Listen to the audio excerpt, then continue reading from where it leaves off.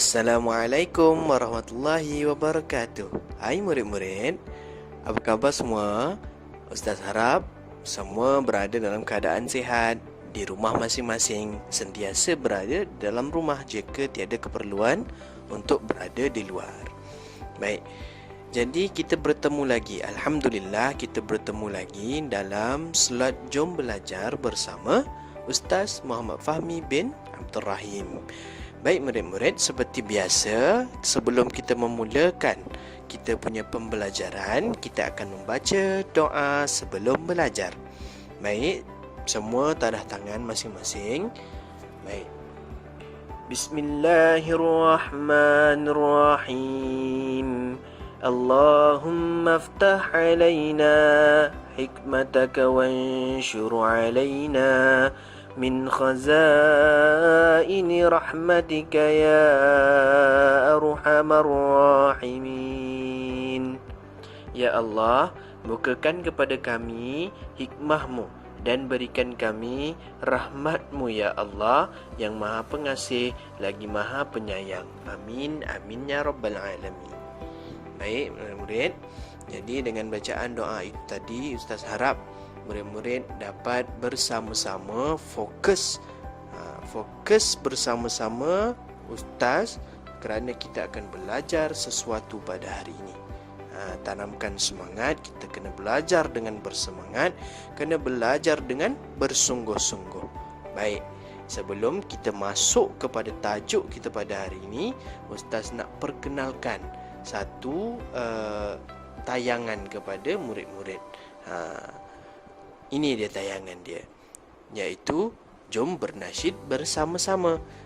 Ustaz tak pasti sama ada murid-murid pernah dengar lagu nasyid ini ataupun tidak, tapi masa zaman Ustaz, lagu ini amat popular. Jadi mari kita dengarkan dan sama-sama bernasyid. Boleh ya murid-murid? Okey.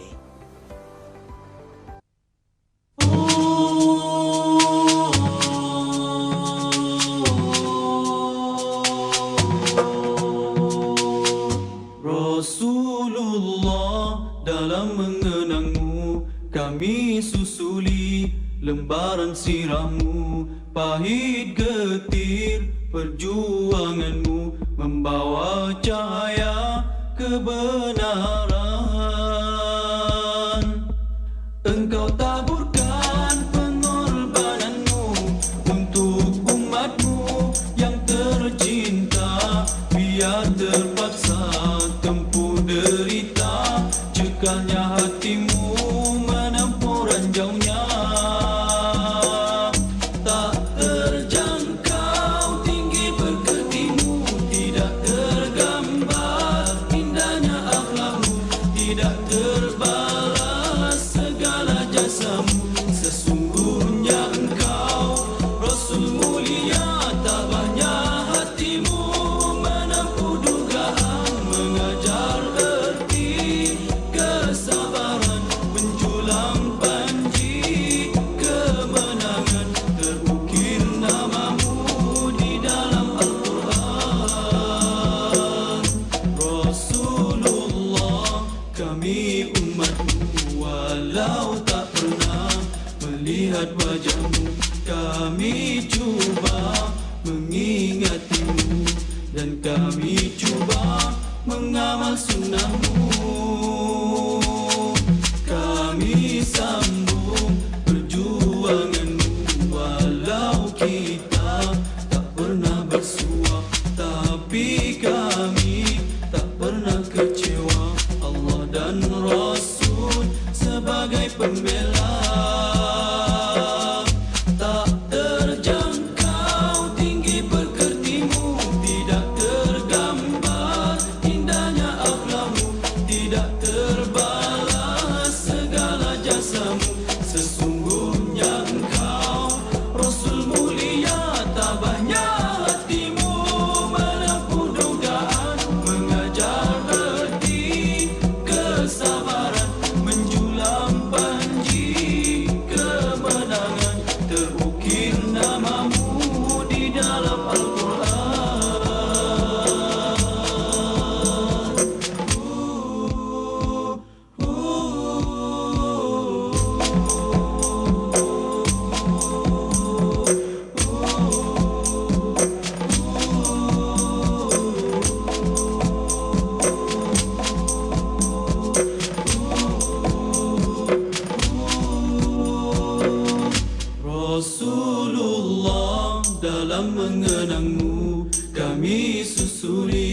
lembaran sirahmu.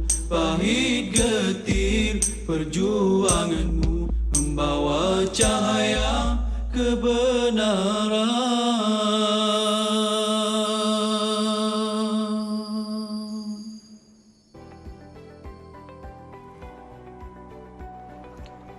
Murid-murid, bagaimana dengan nasyid sebentar tadi? Menarik bukan? Okey. Antara bait-bait lagu nasyid yang terdapat dalam lagu tadi, Ustaz nak kita tengok dalam bait yang ini. Dalam perkataan-perkataan lirik-lirik yang ini. Macam mana bunyinya? Bunyinya Rasulullah, dalam mengenangmu kami susuli lembaran sirahmu. Maksud dia apa, murid-murid?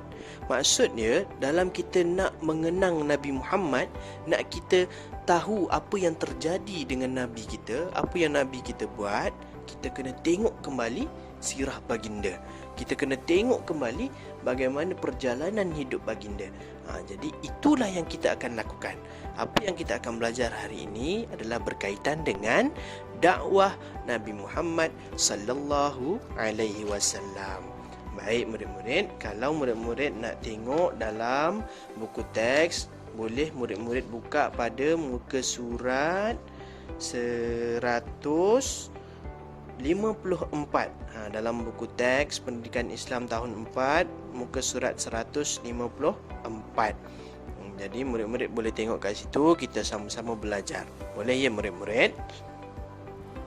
Anak-anak murid yang Ustaz kasihi sekalian, kita tengok kepada senarai kandungan apa yang kita akan belajar pada hari ini.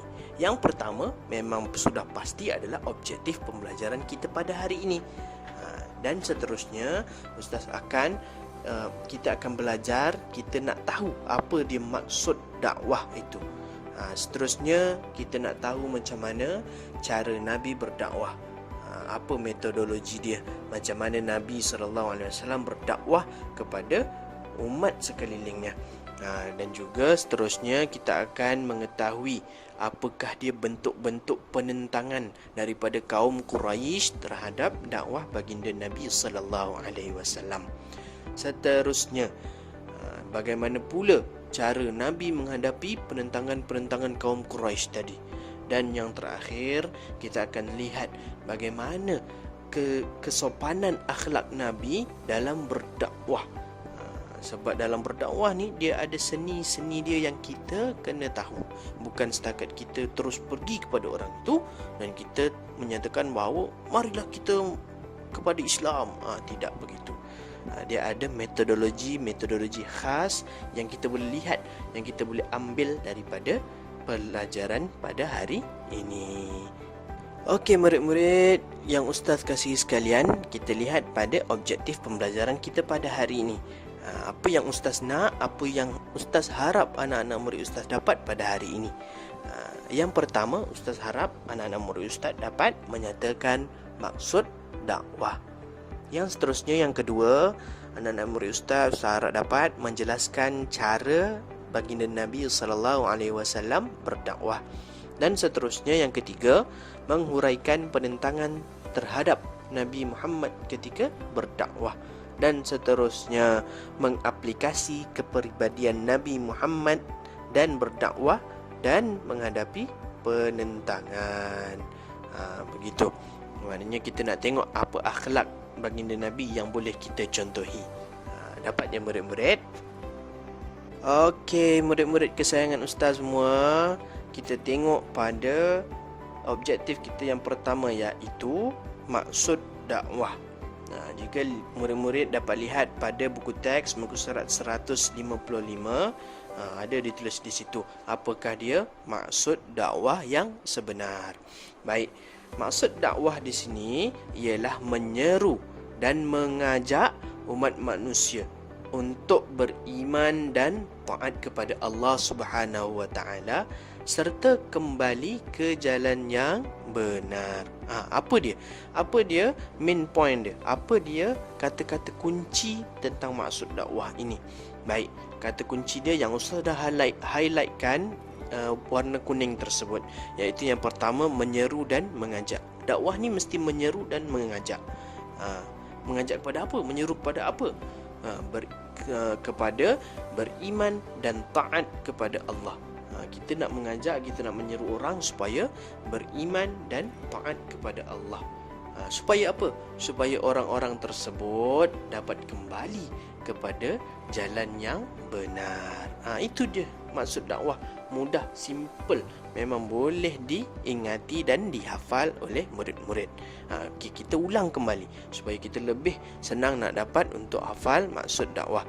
Maksud dakwah ialah menyeru dan mengajak umat manusia untuk beriman dan taat kepada Allah serta kembali ke jalan yang benar. Baik. Kalau murid-murid lihat bagaimanakah perjalanan dakwah Nabi ini, dia ada dua bahagian, iaitu bahagian yang pertama dakwah ketika baginda berdakwah secara senyap-senyap ataupun berdakwah secara sulit. Itu yang pertama. Berdakwah secara sulit ni Nabi lakukan berapa lama? Nabi lakukan selama 3 tahun.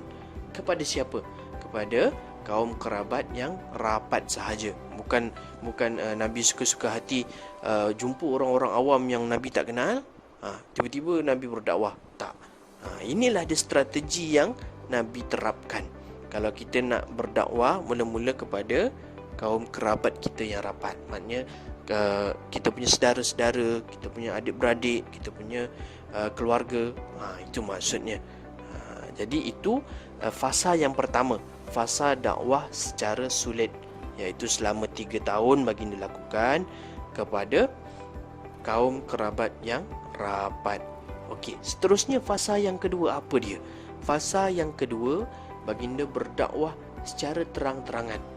Selepas dah 3 tahun secara sulit, secara senyap-senyap, lalu baginda baru berdakwah secara terang-terangan.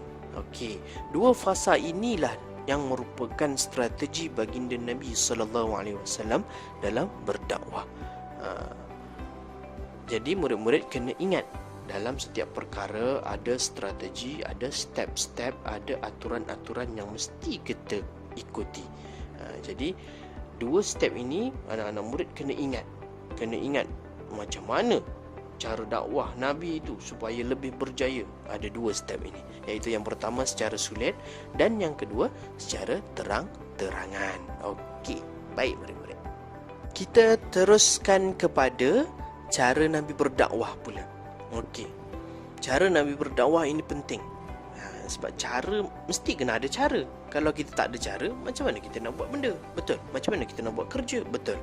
Jadi cara Nabi berdakwah ini terbahagi kepada dua pula, iaitu secara lisan. Lisan ni apa? Lisan ni melalui percakapan, maknanya melalui mulut baginda. Apa yang boleh dilakukan dengan mulut kita. Seterusnya yang kedua secara perbuatan.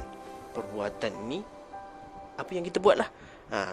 Kalau ada tangan, kita buat guna tangan. Kalau ada kaki, kita buat guna kaki. Itu maksudnya perbezaan di antara lisan dan juga perbuatan. Baik, kita lihat pada perkara cara Nabi berdakwah secara lisan. Baginda berdakwah secara lisan ni apa dia? Baginda menggunakan mulut baginda untuk memberi nasihat, tazkirah, dialog, bercerita, berdebat. Itu dia. Itu yang Nabi lakukan secara lisan. Baginda menasihati para sahabat baginda bagi tazkirah, baginda buat sesi dialog, macam ada sahabat-sahabat tanya, baginda jawab, macam tu. Seterusnya bercerita, Nabi bercerita tentang nikmat di syurga, azab di neraka, begitu. Dan seterusnya berdebat dengan kaum-kaum Quraisy yang tak setuju dengan adanya Allah Subhanahu Wa Taala. Lalu baginda berdebat. Itulah antara cara-cara baginda berdakwah melalui lisan. Okey, kita lihat pula kepada cara Nabi berdakwah melalui perbuatan. Apa yang Nabi buat? Yang pertama, Nabi ziarah. Nabi ziarah. Yang kedua, memberikan hadiah. Seterusnya mengutuskan surat. Seterusnya menghantar utusan. Dan yang terakhir, berakhlak mulia. Baik, Ustaz nak highlightkan, Ustaz nak tekankan yang terakhir itu, iaitu berakhlak mulia. Sebenarnya dengan cara berdakwah, kita nak berdakwah ini mudah, dengan kita menunjukkan kepribadian kita sendiri. Tapi baru-baru ini, bukan baru-baru ini, sejak dua menjak ini, orang selalu memandang serong kepada agama Islam kerana akhlak orang-orang Islam itu sendiri. Kerana akhlak kita tidak menunjukkan apa yang Islam ajar. Jadi itu telah membawa kepada fitnah kepada agama. Jadi itu suatu benda yang tak bagus. Seboleh-bolehnya kita praktikkan apa yang Islam ajar, apa yang agama kita ajar, supaya orang dapat melihat daripada kita ni menjadi duta kecil kepada agama Islam. Supaya bila orang lihat kita sebagai duta orang Islam, kan, duta agama Islam, orang lihat, oh, orang Islam macam ni rupanya, baik, bagus, mantap. Itu yang Ustaz nak tekankan. Jadi anak-anak murid Ustaz harap dapat melakukan perkara-perkara yang mulia, berakhlak dengan akhlak yang mulia, supaya orang apabila lihat kita, wah, seronoknya tengok dengan agama Islam ini. Macam tu. Okey, boleh faham ya murid-murid? Okey, anak-anak murid Ustaz yang bijak sana, bijak sini, yang hebat sana, hebat sini. Kita tengok pula pada objektif yang kedua. Apa yang kita nak tengok sekarang, kita tengok apakah dia bentuk-bentuk penentangan kafir Quraisy ini terhadap dakwah Nabi Muhammad sallallahu alaihi wasallam.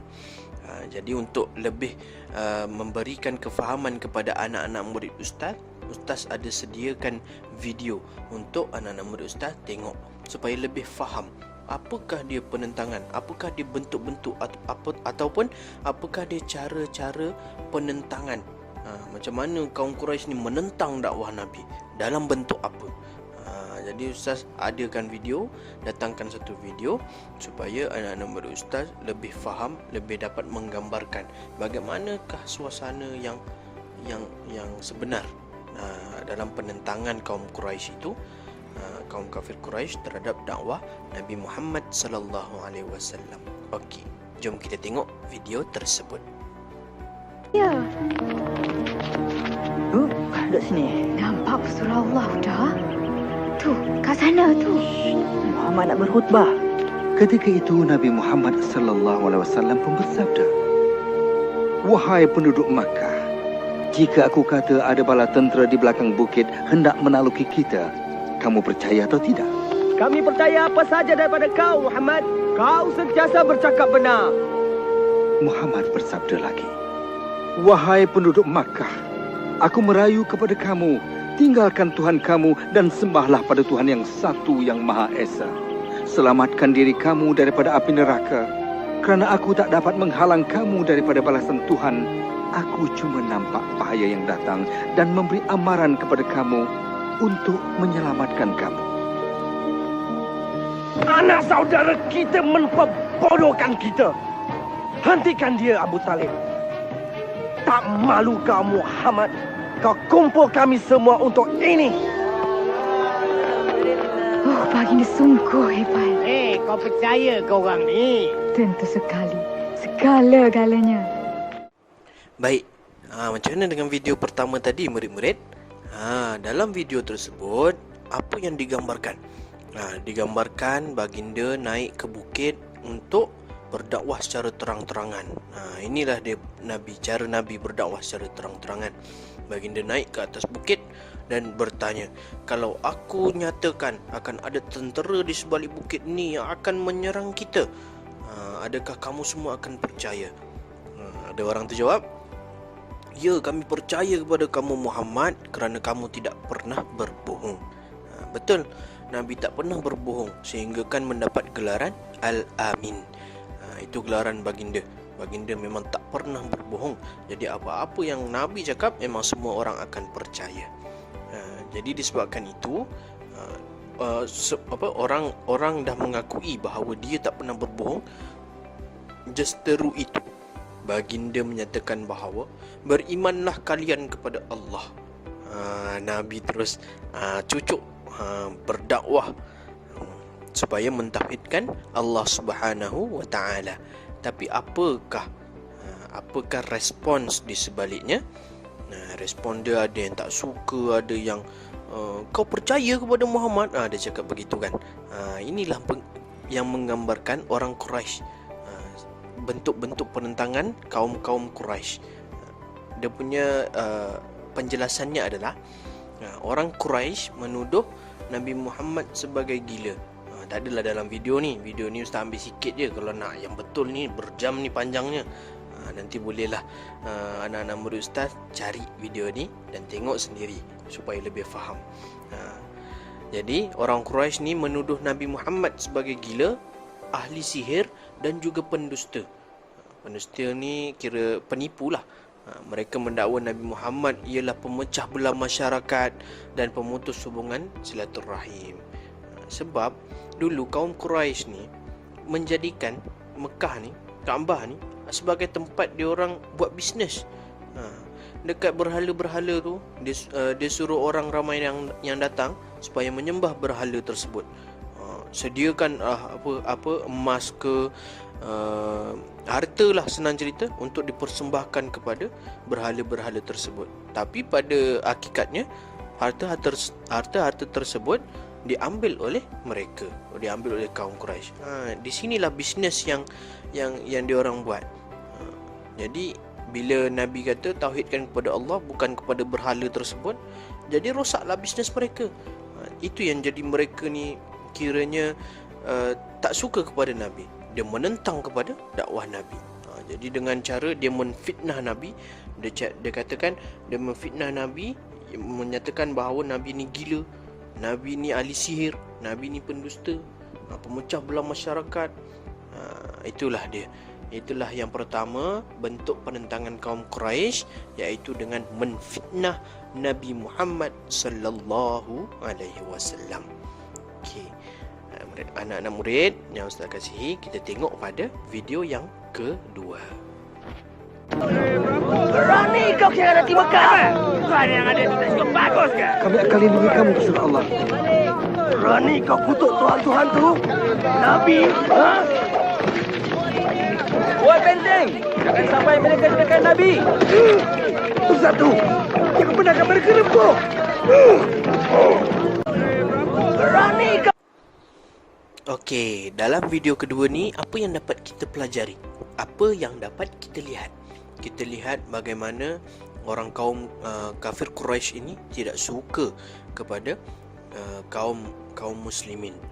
Mereka membaling ada tomato, ada kayu-kayu, ada benda-benda tajam, dia baling sebab dia tak suka. Jadi dia macam satu bentuk pemulauan. Pemulauannya apa? Dia berasal daripada perkataan pulau. Dia lebih kurang lah dia ambil daripada perkataan pulau. Pulau ni dia macam terasing. Jadi dia mengasingkan kaum-kaum muslimin ni. Dia tak nak kawan. Macam tu, senang ceritanya dia tak nak kawan. Dia lantak lah kau sana, jangan kawan dengan aku. Dengan cara macam mana? Dengan cara orang Quraisy ini menghalang aktiviti berjual beli. Dia tak nak buat aktiviti jual beli dengan kaum muslimin. Dan semua bentuk komunikasi dengan kaum muslimin, termasuk perkahwinan. Kahwin pun tak nak.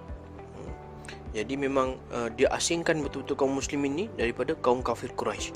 Dia kira palau betul-betul lah. Macam tu. Tindakan itu menyebabkan kaum muslimin mengalami kelaparan. Dah tak ada benda, dah tak boleh nak beli apa. Sebab barang-barang semua ada pada kaum kafir Quraisy. Kita tak ada barang, kita cuma ada duit nak beli tapi tak dibagi beli.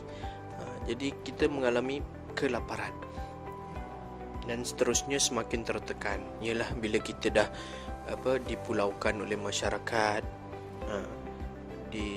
dibiarkan kan, tak ada makan, tak ada minum. Itu yang menyebabkan kita tertekan. Seterusnya pemulauan berlarutan selama hampir 3 tahun. Bayangkan kalau kita ni Ustaz nak dapatkan bayangan betul-betul bagaimana bentuk pemulauan sebenar. Okey, macam ni. Okey, dalam satu kelas, misal kata kita ada 35 orang, betul? Misal katalah kan kamu seorang-seorang dipulaukan. Kita ada 35 orang tapi kamu ditinggalkan keseorangan. Lagi 34 orang tu dia kata tak payah kawan dengan dia ni. Dia ni inilah. Dia fitnah. Mula-mula dia fitnah, lepas tu dia pulaukan kawan ni. Langsung tak nak kawan, tak nak cakap, tak nak bagi pinjam pensil, tak nak bagi pinjam pemadam. Semua tak nak. Kira itulah itulah bentuk pemulauan. Macam itulah contoh yang Ustaz nak bawakan supaya anak-anak murid Ustaz dapat faham bagaimana cara pemulauan ini. Inilah dia cara kedua penentangan dakwah Nabi Muhammad sallallahu alaihi wasallam dengan cara pemulauan. Okey. Jadi kita lihat pada video yang ketiga pula. Apa semua ni? Nanti jangan bagi tahu aku hamba aku dah jadi orang Islam. Tuan boleh miliki tubuh saya, tapi roh saya... Biar aku teka. Kau fikir roh kau tu dah bebas? Tidak, roh saya juga adalah hamba. Tapi bukan pada Tuhan, pada Allah. Itulah kau silap, Bilal. Semuanya milik aku. Kau dan apa saja yang kau fikirkan. Semuanya. Cakap. Jangan aku Muhammad dan kata roh kau milik aku. Cakap, Bilal, cakap. Tiada Tuhan melainkan Allah. Dan Muhammad pesuruh Allah. Mari kita tengok apa kata kau bila disebat. Memang patut pun. Memang patut pun. Jangan akui ajaran Muhammad. Bilal? Yang Esa. Yang Esa. Cakap aku pemilik roh kau dan aku akan alih bercakap. Cakap.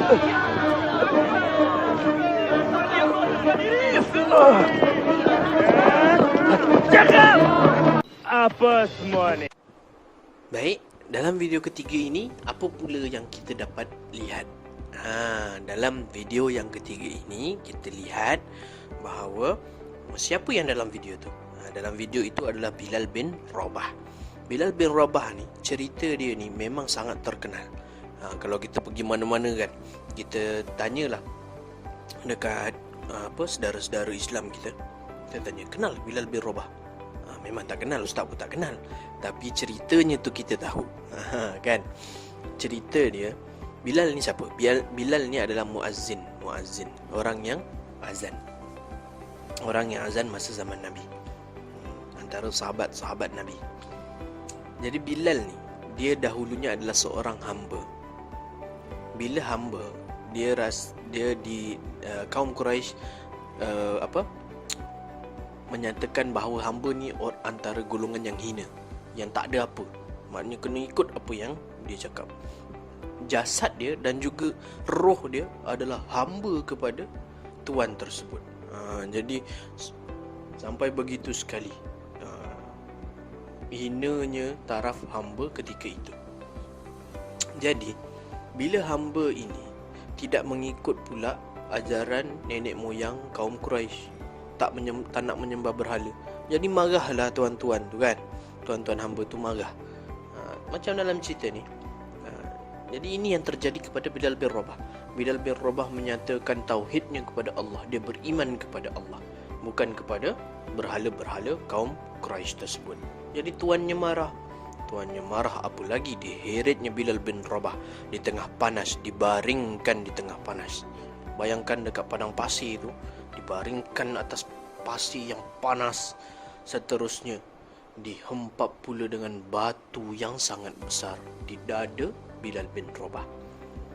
Dan dia suruh nyatakan bahawa kamu cakap Bilal bin Rabah, kamu cakap yang kamu beriman kepada berhala-berhala tersebut. Tapi apa yang Bilal bin Rabah ni buat?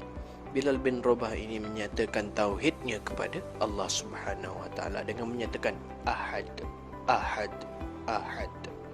Apa maksud ahad? Maksudnya yang esa. Allah yang maha esa, ada satu je.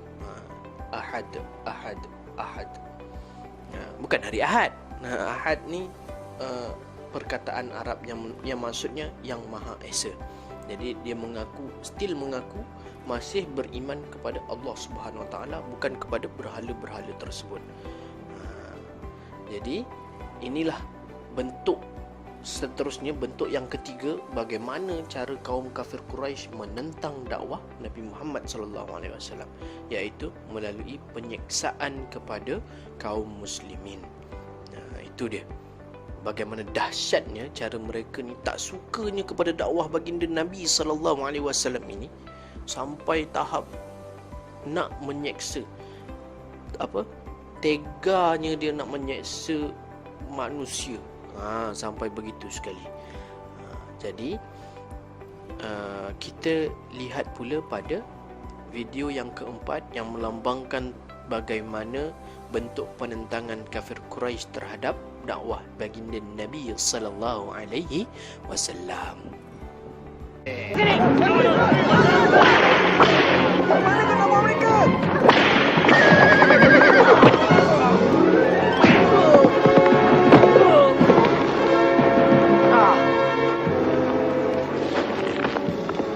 Jangan!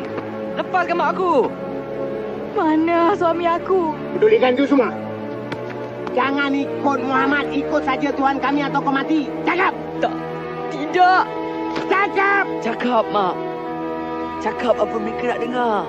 Dengar cakap anak engkau, Sumaya. Cuba kau cakap pada Mak Ahmad. Sanggup kau murtad kerana nak hidup? Saya Samalah dengan Mak. Tiada Tuhan melainkan Allah. Dan Nabi Muhammad disuruh Allah. Kau nak permainkan aku. Itulah kata-kata terakhir kau.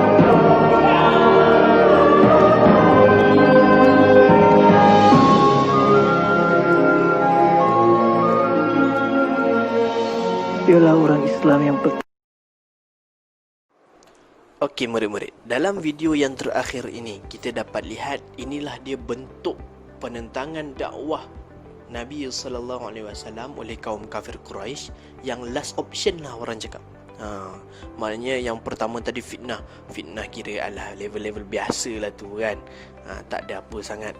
Lepas tu pemulawan pun tak ada apa sangat, tak memberi kesan sangat. Seksa pun Bilal bin Rabah pun tak tergugat imannya.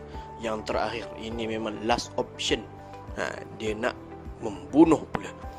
Sampai tahap membunuh. Dia punya cara nak tunjukkan dia menentang dakwah Nabi. Jadi kita lihat dalam video tadi, kita lihat siapakah yang terbunuh. Yang terbunuh adalah Sayyidatina Sumayyah. Dibunuh dengan kejam. Okey.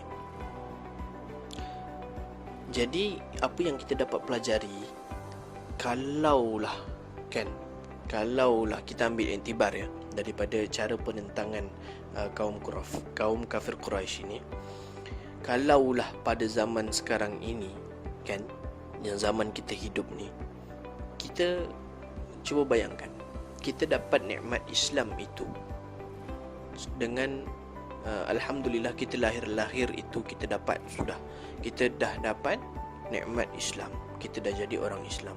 Kita tak perlu bersusah payah macam mana kaum-kaum kita yang terdahulu. Macam Bilal bin Rabah diseksa, dihempap dengan batu yang sangat besar, yang sangat berat. Kita tak mampu. Betul. Ustaz cakap ustaz pun tak mampu. Memang tak mampu. Bagaimana kan? Yelah batu berat tu dihempapkan atas kita. Memang tak mampu. Dahlah jemur tengah panas. Lepas tu sampai tahap dibunuh. Kita tak mampu nak hadapinya murid-murid. Jadi dengan adanya pengorbanan kaum-kaum yang sebelum ini atas usaha baginda Nabi sallallahu alaihi wasallam dan sahabat-sahabat baginda, usaha-usaha mereka inilah kita dapat mengecap nikmat iman dan juga nikmat Islam. Jadi ustaz harap kita tak sia-siakan pengorbanan mereka. Kita praktiskan Islam, kita praktiskan iman itu dalam diri kita supaya apa? Supaya kita menjadi duta kecil kepada agama Islam, supaya tidak tertimbulnya fitnah kepada agama Islam, supaya agama Islam ini sentiasa dapat diterima oleh semua golongan masyarakat dalam dunia ini. Itulah cara yang boleh kita lakukan untuk berdakwah Itu cara kita. Kita dah bukan cara macam dulu lagi. Nak kena angkat senjata, nak kena berperang, itu semua bukan. Itu bukan zaman kita. Jadi kita punya kekuatan hari ini dengan kita punya akhlak kita sendiri. Itu yang kita kena tekankan. Okey murid-murid.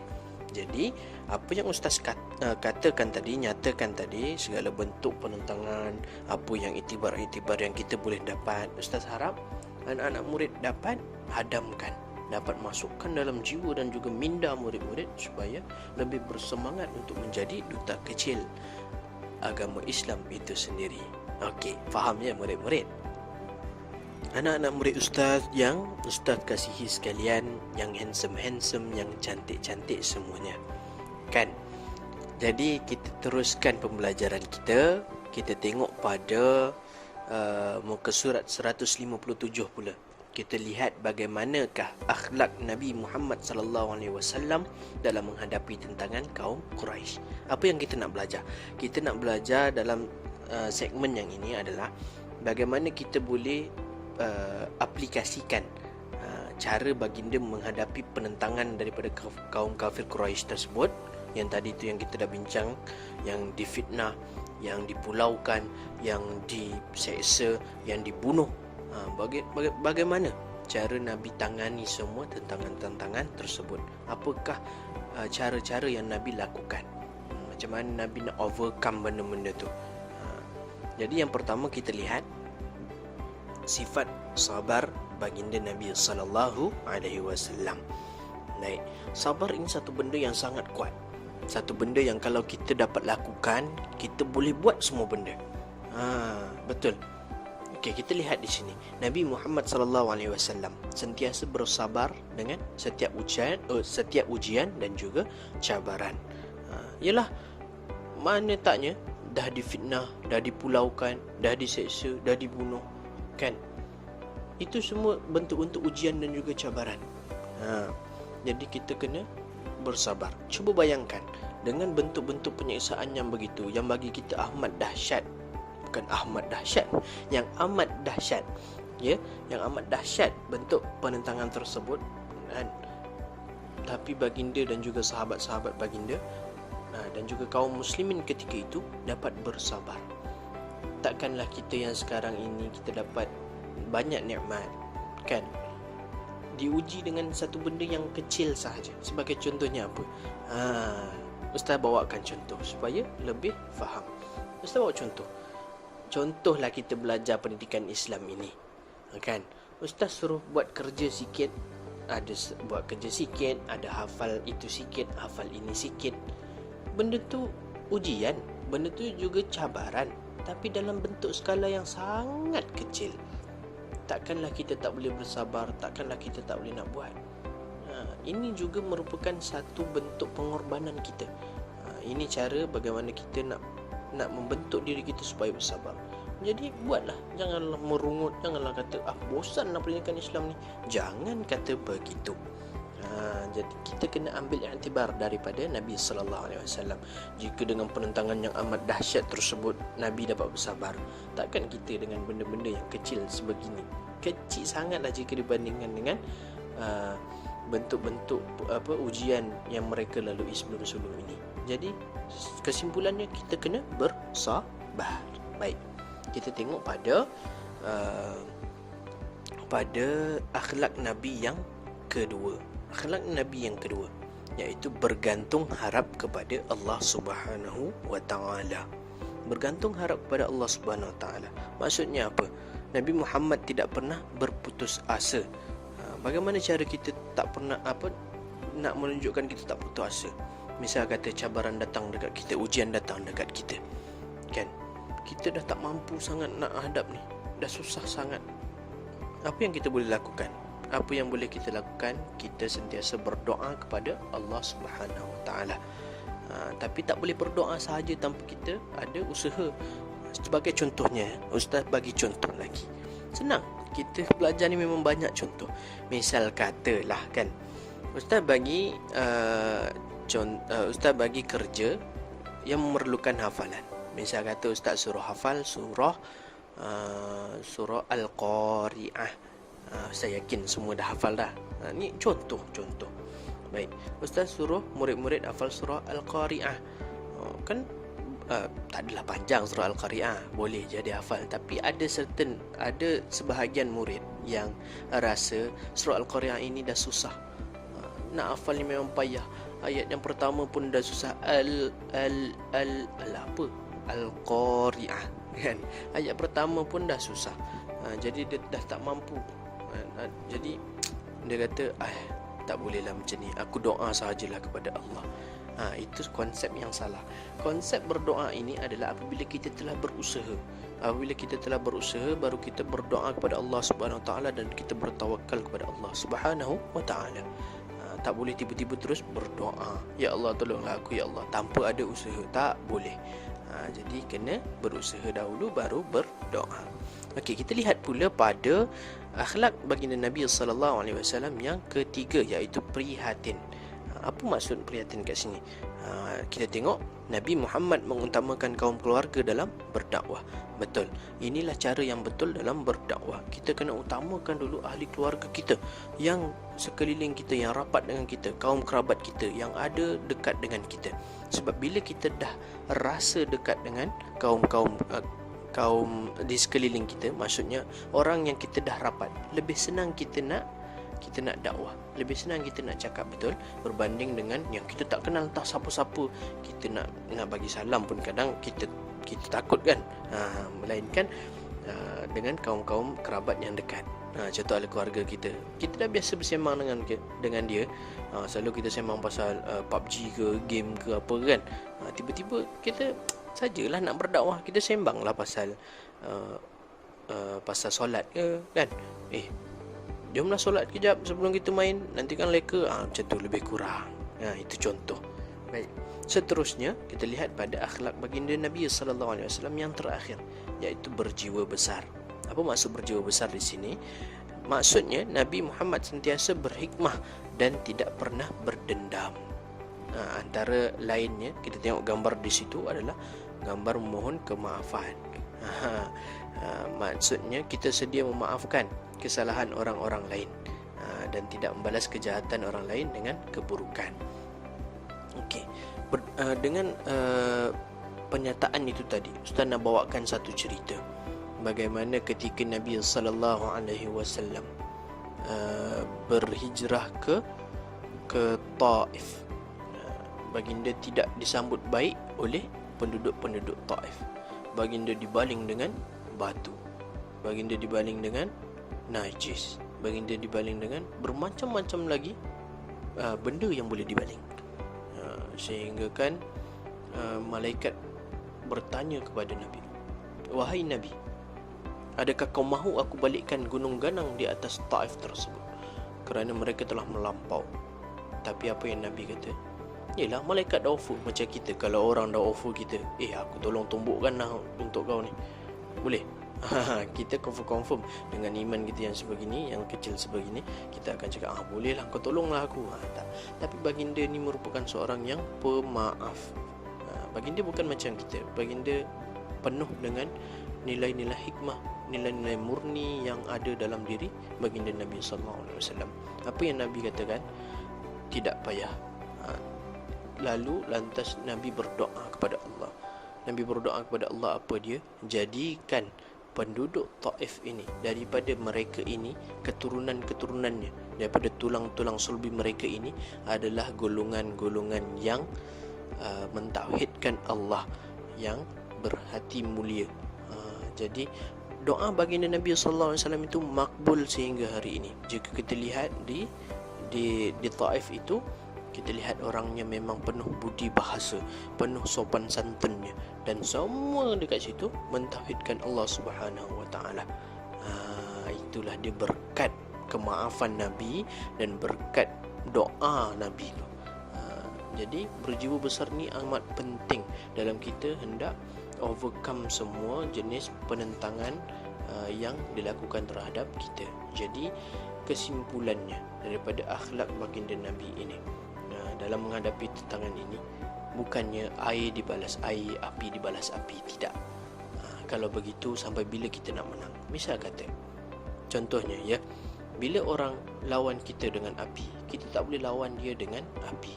Sebab ada satu api dilawan dengan lagi satu api, jadi api yang besar, betul? Jadi dia tidak menyelesaikan apa-apa masalah. Cuba bayangkan kalau orang bagi kita, lawan kita dengan api. Kita ada air, kita jirus air tersebut, jadi api hilang. Tak ada api, jadi siapa yang menang? Kita juga yang menang sebenarnya. Jadi itulah yang Ustaz nak anak-anak murid Ustaz fahamkan. Bagaimana cara Nabi tidak membalas penentangan tersebut, penentangan kaum kafir Quraisy tersebut dengan keganasan. Tidak, baginda balas dengan kebaikan. Itu yang Nabi Muhammad SAW dan para pengikutnya lakukan. Baik murid-murid, semoga selamat beramal. Baik anak-anak murid Ustaz yang dikasihi sekalian, kita telah sampai di penghujung objektif kita pada hari ini, iaitu kita akan lihat bagaimanakah akhlak Nabi SAW dalam berdakwah. Baik, Ustaz harap anak-anak murid Ustaz boleh terus fokus supaya kita dapat apa perkara penting dalam tajuk ini, apa yang kita harus pelajari, kesimpulan yang kita dapat daripada pelajaran hari ini. Baik, yang pertama, akhlak baginda Nabi dalam berdakwah ini, Nabi sentiasa bersikap optimis. Apa maksud optimis? Optimis ni, Nabi sebagai contohnya, Nabi ni tetap yakin dengan bantuan Allah Subhanahu Wa Taala. Okey, ketika Nabi berdakwah, kaum Quraisy tidak suka kepada baginda Nabi, betul? Baik, antara cara kaum Quraisy nak menghentikan dakwah Nabi, apa dia? Mereka menawarkan kekayaan kepada baginda Nabi. Baginda ditawarkan pangkat yang tinggi dan juga wanita-wanita kepada baginda Nabi SAW. Tetapi baginda menolaknya kerana itu hanyalah ganjaran dunia. Baginda tetap yakin dengan pertolongan Allah. Tak ada bantuan daripada kaum kafir Quraisy ni, tak ada tawaran daripada kaum kafir Quraisy ni pun, dakwah Nabi tetap berjaya. Sebab Nabi sentiasa optimis bahawa bantuan Allah Subhanahu Wa Taala, baginda yakin dengan pertolongan Allah Subhanahu Wa Taala. Jadi baginda yakin dengan Allah Subhanahu Wa Taala, Allah lah yang akan membantu usaha dakwah baginda. Itu yang pertama. Sama juga kita kalau kita belajar. Ni Ustaz bawakan contoh. Kalau kita belajar, kita dah usaha, kan? Kita dah usaha. Janganlah pula masa hari periksa tu kita menipu dengan meniru, tak perlu. Sebab kita dah usaha. Jadi kita yakin kepada Allah Subhanahu Wa Taala, Allah lihat kita punya usaha. Allah akan bantu dalam exam. Tak perlu kita nak buat benda yang lain dengan cara menipu. Bukan, tak perlu. InsyaAllah kalau kita ikhlas, kita meletakkan segalanya kepada Allah Subhanahu Wa Taala, Allah akan bantu kita, betul. Okey, yang kedua kita lihat pada akhlak baginda Nabi SAW. Kita lihat akhlak yang kedua adalah Nabi Muhammad seorang pendakwah yang penyayang. Ini yang tadi Ustaz ada ceritakan, bagaimana Nabi SAW ini pergi ke Taif dengan harapan masyarakat Taif dapat menerima dakwah Nabi SAW dan dapat memberikan pertolongan kepada baginda dan juga pengikut-pengikut baginda. Kerana dekat Mekah, baginda dah ditolak dah. Baginda dan pengikut Nabi diusir, dah ditolak, diseksa, dibunuh, dihina, segala bentuk apa segala dah dilakukan kepada baginda dan juga pengikut-pengikut baginda. Jadi baginda dengan harapan pergi ke Taif, baginda berdakwah kepada mereka dapat memberikan pertolongan. Tetapi sangkaan baginda Nabi SAW meleset terus jauh kerana penduduk di Taif tidak menerima dakwah baginda Nabi SAW. Bukan hanya tidak menerima, mereka telah melakukan kekasaran kepada baginda Nabi SAW.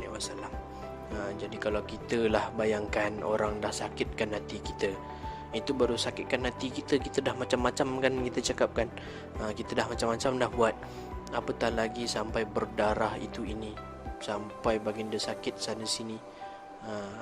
Macam manalah perasaan kita kalau orang baling batu kat kita, kita mesti nak baling 10 kali ganda batu kat dia, betul? Tapi tidak untuk Nabi. Nabi walaupun malaikat tawarkan untuk, malaikat penjaga gunung tawarkan untuk hempapkan gunung atas Taif, baginda Nabi SAW tidak begitu. Baginda seorang yang penyayang. Baginda seorang yang penyayang. Baginda terus berdoa kepada Allah, berikanlah hidayah kepada mereka, suburkan terus sekarang ini, sehingga sekarang berkat doa baginda, Taif ini menjadi satu tempat yang subur, satu tempat yang semua orang di situ mentauhidkan Allah. Keadaan harmoni, sejahtera sahaja di Taif. Baik, yang seterusnya, yang terakhir, kita lihat pada akhlak baginda Nabi dalam berdakwah. Nabi seorang yang pemaaf. Ini yang kita kena pelajari, yang betul-betul kita kena pelajari daripada baginda Nabi. Bagaimana sifat baginda ni, memang orang cakap susah sebenarnya kita nak memaafkan orang, betul? Tapi kita kena juga ikut cara Nabi. Jika baginda seorang pemaaf, kita sebagai umatnya takkan tak nak jadi seperti Nabi, tak nak menjadi seorang yang pemaaf seperti Nabi. Kan? Macam dia kata kat sini, semasa peristiwa pembukaan kota Mekah, baginda telah membebaskan penduduk Mekah yang pernah melakukan kejahatan kepada baginda dan memaafkan mereka. Bayangkan ya, Mekah ini tempat lahir baginda Nabi. Macam kita lahir dekat Malaysia. Okey, ini Ustaz bagi contoh supaya anak-anak muda Ustaz faham. Okey, kita lahir dekat Malaysia. Kita lahir dekat Malaysia, tiba-tiba kan orang-orang dalam Malaysia ni tak suka kat kita. Kan? Dia halau kita daripada Malaysia. Dia suruh, kau pergilah keluar daripada Malaysia, kau tak layak ada kat Malaysia, macam tu. Kan? Jadi setelah beberapa tahun kita di perantauan di luar Malaysia, kita dapat balik, kita dapat masuk ke Malaysia balik. Kan? Dan kita jumpa orang yang pernah menghalau kita dulu, yang pernah mencerca kita dulu, yang pernah menghina kita dulu. Apa yang kita nak buat? Itu yang kita kena pelajari daripada baginda Nabi. Baginda dihalau daripada Mekah, tempat kelahiran baginda sendiri. Dan seterusnya, bila Nabi masuk kembali dan berjumpa dengan orang-orang yang pernah mengusir, yang pernah menghina, yang pernah menyeksa, semua tu baginda, apa yang Nabi buat? Baginda tidak membalasnya, baginda memaafkan mereka. Bayangkan, kenapa kita tak boleh nak contoh sifat, nak contoh akhlak baginda Nabi? Kita kena cuba berusaha untuk menjadi seorang yang pemaaf juga, kerana Nabi adalah kita punya panduan, kita punya ikutan, kita punya contoh yang patut kita ikuti dan contohi. Baik, jadi Ustaz rasa itu sahaja untuk hari ini. Kita pun dah habis segala objektif kita. Ustaz harap semua dapat apa yang Ustaz yang telah sampaikan. Kalau tak dapat, ulang balik video ni, ulang balik pada awal, dengar banyak kali supaya lebih faham. Baik, jadi sampai di sini saja untuk hari ini. Ustaz harap kita dapat berjumpa lagi di slot yang lain dalam segmen Jom Belajar Bersama Ustaz, kan? Dan juga jangan lupa untuk share video ini supaya bukan kita sahaja yang dapat manfaat, tetapi orang lain juga dapat manfaat yang sama. Sebab dalam kita belajar ini, dalam kita menuntut ilmu, kita kena sebarkan ilmu. Kita tak boleh simpan untuk kita sendiri, rugi. Baik, jadi Ustaz harap semua dapat sebarluaskan video ini. Dan juga jangan lupa untuk support channel Ustaz ini dengan cara subscribe channel Ustaz, supaya lebih banyak manfaat dan lebih banyak kebaikan yang dapat kita kongsi bersama untuk semua orang. Baik, tanpa membuang masa lagi, tanpa melengah-lengahkan masa lagi, kita tangguhkan kita punya pembelajaran kita pada hari ini. Dan Ustaz habiskan kita pembelajaran hari ini dengan wabillahi taufiq wal hidayah. Wassalamualaikum warahmatullahi wabarakatuh. Stay safe, stay at home.